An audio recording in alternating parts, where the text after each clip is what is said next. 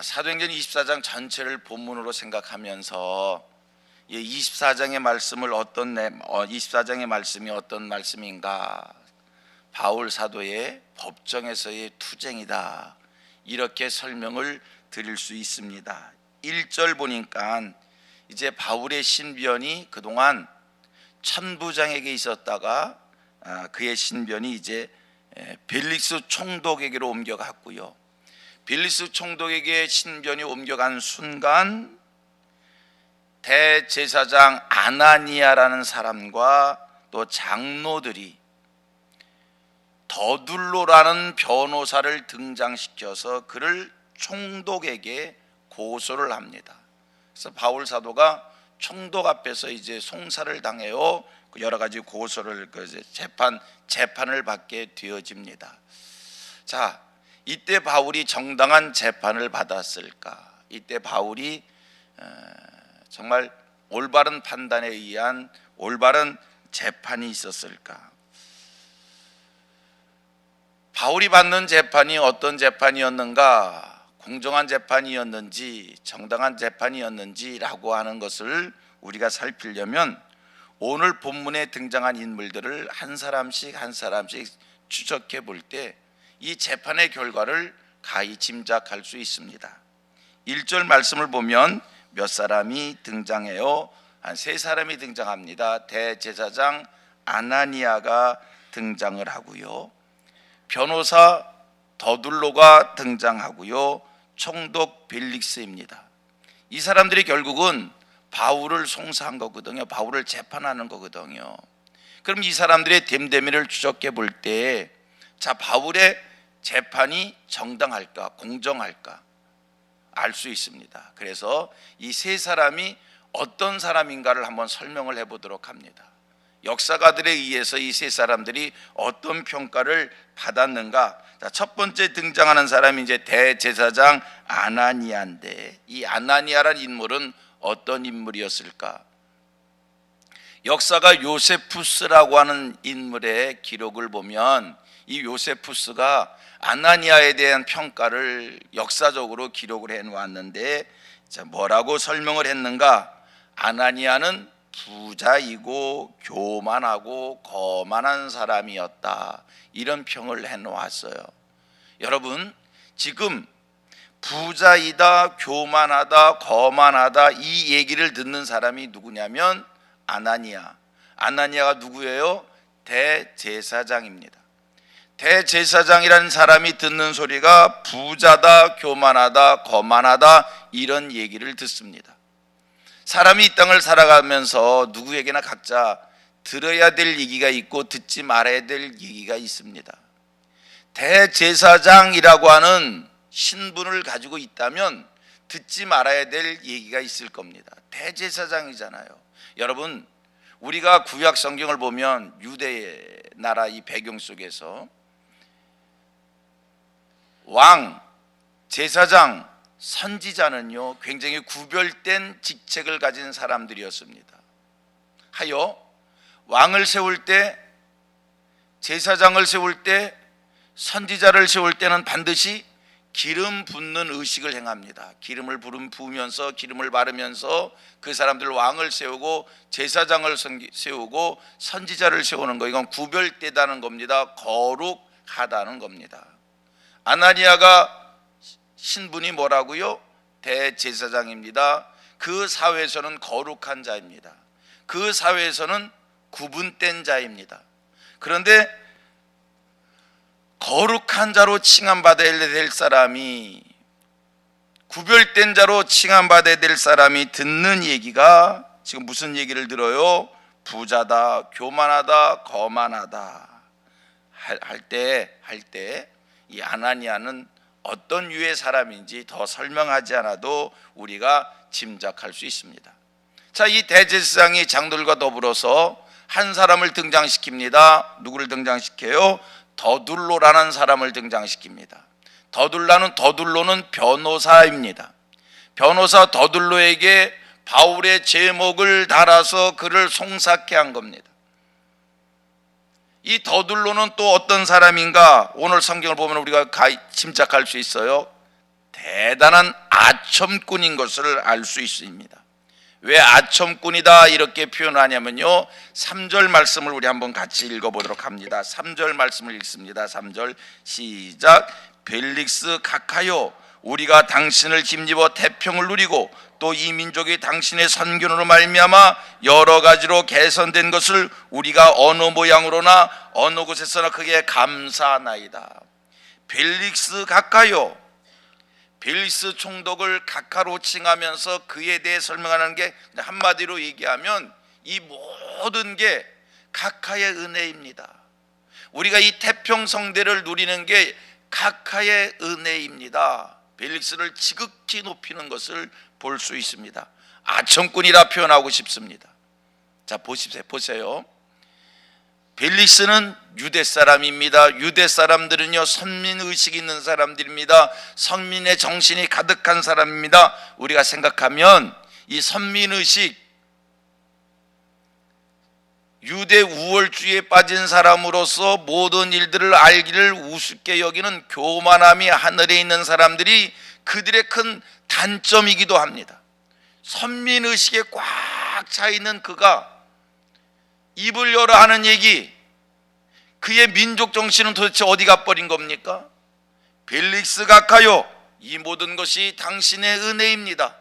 벨릭스를 높이는 이 모습을 봤을 때 이스라엘 사람들은요, 아무리 속국에 있어도 이방 사람 알기는요 우습게 여기고요, 민족의 자존심만큼은요 하늘에 닿은 사람이었는데, 오늘 본문에 더들러오는 그런 것은 하나도 없는 그냥 아첨에 익숙한 사람인 것을 짐작할 수 있습니다.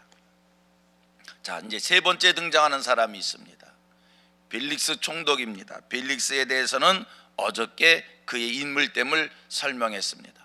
오늘 반복해서 그냥 한 번 더 얘기하면 탐관오리의 대표자라고 말할 수 있고요, 그는 매우 돈에 어두운 사람이었다라고 하는 것이 역사가들의 기록입니다. 어느 정도로 돈에 어두워 있는가? 바울에게 돈이 있을 줄 알고, 바울에게 구제품이 있을 줄 알고, 바울을 쓸데없이 계속 불러내어 신문하는, 왜? 바울에게서 무엇을 얻을까요? 굉장히 재물의 눈이 밝은 타락한 자로, 역사가들은 그를 이렇게 얘기합니다. 타락한 자요, 무능한 자요, 비열한 자다, 탐관오리의 대표적인 자다. 이게 벨릭스를 이야기하는 얘기입니다. 지금 세 인물들을 소개했습니다. 어느 누구 하나 마음에 드는 사람 없어요. 모두 다 추악하고 악독한 사람들의 모습 간직하고 있는 사람들입니다. 자, 그렇다고 할 때 바울의 재판이 공정할까?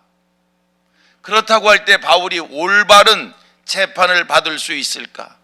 너무 결과가 뻔하다는 겁니다. 자, 5절 이하 9절 말씀을 봅니다. 5절로 9절 말씀을 보면 바울의 죄목이 이제 설명되어집니다. 어떤 죄목으로 송사되었는지 5절서 9절, 아까 5절 제가 한번 읽고 6절 여러분 읽습니다.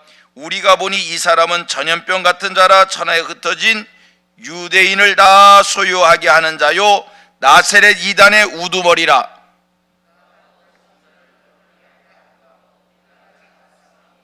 8절, 당신이, 다 같이 읽습니다. 시작. 당신이 친히 그를 신문하시면 우리가 고발하는 이 모든 일을 아실 수 있나이다 하니, 다 같이 유대인들도 이에 참가하여 이 말이 옳다 주장하니라. 이게 지금 더둘로가 바울의 제목을 다룬, 바울을 송사하는 내용인데 몇 가지 얘기해서, 첫째, 바울은 전염병 같은 자라는 겁니다.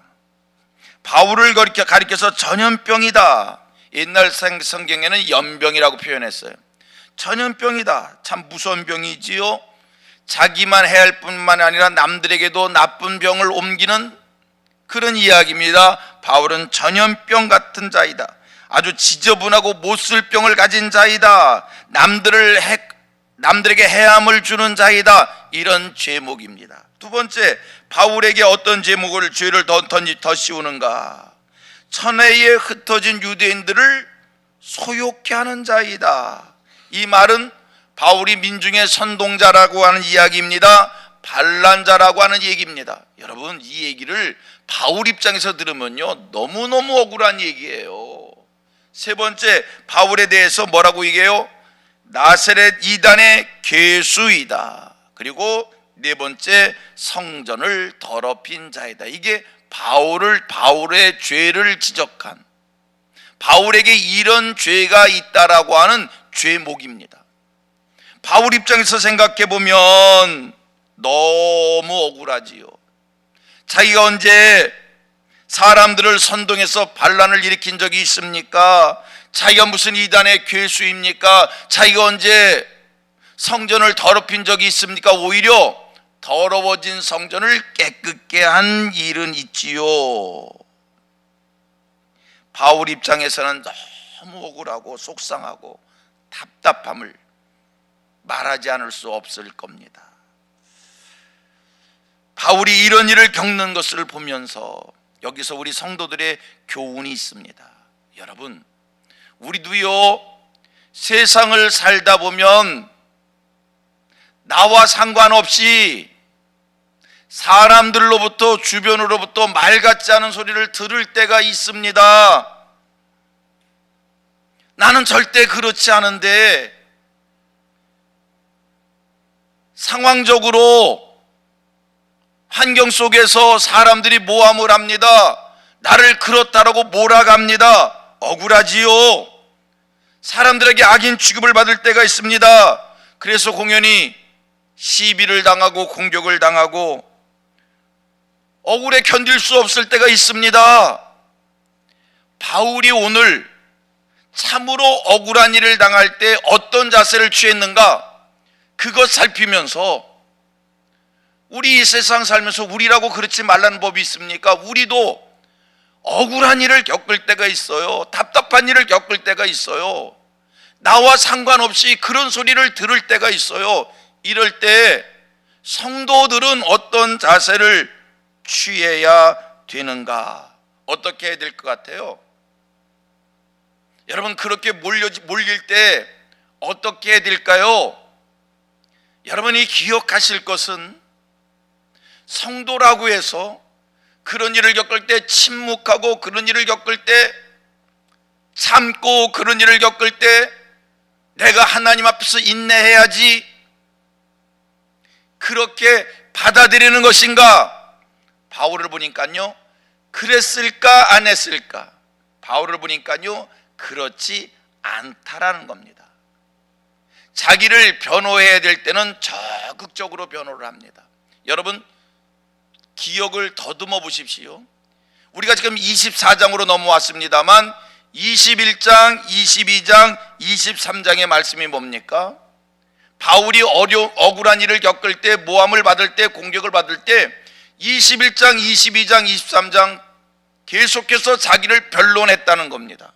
사실은 그것이 아니다, 나는 이런 사람이다 라고 하는 것을 바울이 적극적으로 자기를 변호했다는 겁니다.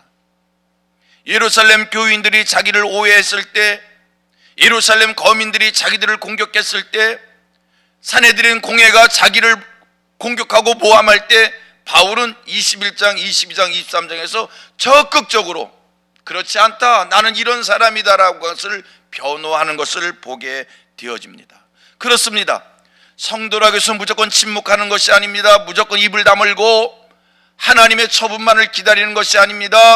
옳고 그름에 대하여, 나의 나됨에 대해서 내가 얘기할 수 있는 것은 당당하게 얘기해야 됩니다. 하지만 여러분, 내가 계속해서 내가 내 주장을 하는데 모든 것이 여의치가 않습니다. 계속해서 나를 받아주지 않습니다. 나는 합법적으로, 나는 윤리적으로, 나는 도덕적으로, 나는 합법적으로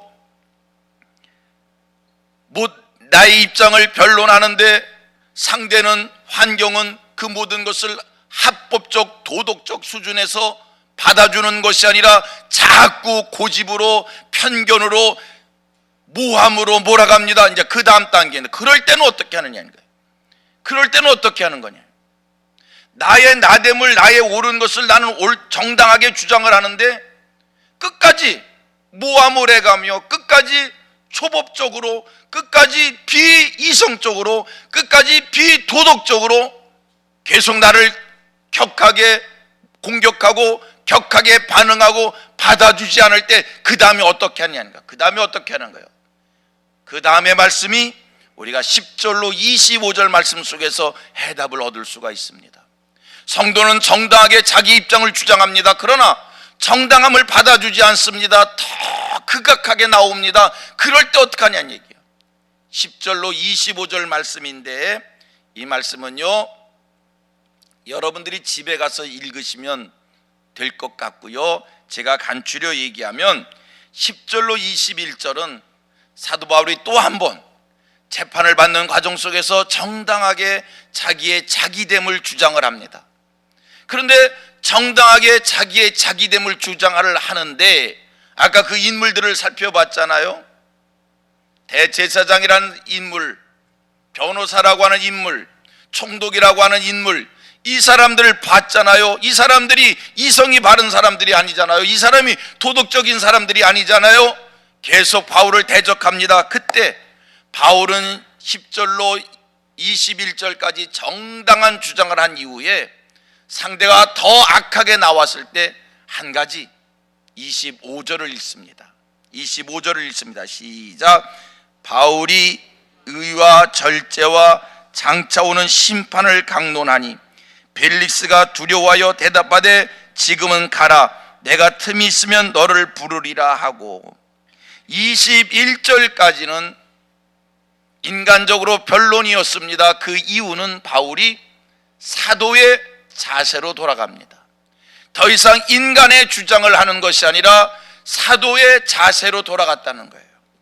여러분들이 가서 읽어보시면 아시겠지만 10절로 21절의 말씀과 확 달라지는 내용을 25절에서 보게 됩니다. 바울은 이제 더 이상 변명하지 않습니다. 의와 절제와 장차 오는 심판을 강론합니다. 자기의 주장이 받아들이지 않는다고 해서 끝까지 바락바락 원망과 불평하며 인간적으로 대응하는 것이 아니라 어느 한순간 사도의 위치로, 사도의 임무로 바뀌는 것을 보게 됩니다. 우리 예수 믿는 사람들을 봅니다. 의견을 대립합니다. 의견 주장이 되어집니다. 다툽니다. 자기의 주장이 설득되지 아니할 때, 받아들이지 아니할 때, 그것이 드려질 때까지, 받아들여질 때까지 이를 악물고 다투고 끝까지 대항하는 사람들의 모습을 보입니다. 오늘 설교의 결론입니다. 그렇게 하면 안 된다는 겁니다. 정당한 나의 주장을 펴는데 그 주장이 도덕과 질서와 합법적 절차에 의해서 받아들이지 아니할 때는 성도의 자세로 돌아가야 합니다. 같이 싸우면, 같이 맞서면 같이 하나님의 영광을 가리우는 겁니다. 똑같은 인간이 되는 겁니다. 어느 한순간 하나님의 사람의 모습으로 돌아서야 합니다. 어느 순간 성도의 자세로 돌아와야 됩니다. 인간의 변명을 끝까지 하는 것이 아니라 범사를 이제는 신앙으로 하나님의 사람답게 이제는 모든 것을 하나님께 맡기고, 교회 분란되어지는 교회들을 봐요. 교회들이 시끄러운 것을 봐요. 처음에는요, 누가 옳고 누가 틀린 것이 분명하게 드러납니다. 우리 주변에 큰 교회들이 많이 시끄러워요. 처음에는 이 사람 말이 맞네, 이들의 주장이 옳으네, 여기는 왜 이렇게 했어, 잘못됐네, 분명히 눈에 확 들어와요. 그런데요, 그 다툼이 길어집니다. 끝까지 양보하지 않고 싸웁니다. 그 다음에는요, 세상 사람 보면 다 똑같은 거예요. 누가 옳고 누가 틀려요? 자, 어느 교회들 보셔봐요. 우리 교단도 굉장히 시끄러운 교단들이 있어요. 맞아요, 잘못한 거예요. 이쪽이 옳게 시작했어요. 근데 계속 다툽니다. 지금은요, 세상 사람들 다 똑같이 취급합니다. 누가 맞고 누가 틀려요? 다 똑같은 거지요. 다 하나님의 영광을 가리우는 거지요. 성도의 옳은 주장할 수 있습니다. 그러나 여러분, 어느 한순간 우리는 하나님 앞에 돌아와서 자리를 지켜야 됩니다. 신앙을 지켜야 됩니다. 성경의 원리를 지켜야 됩니다. 인간의 감정이 섞인 것이 아니라, 인간의 주장이 섞인 것이 아니라, 내 생각이 섞인 것이 아니라 하나님 앞에서 하나님께 맡기고 신앙을 따라가야 하나님의 영광이 드러나는 겁니다. 처음에는 내 생각이 옳습니다. 옳은 주장하십시오. 내 생각이 있습니다. 주장하십시오.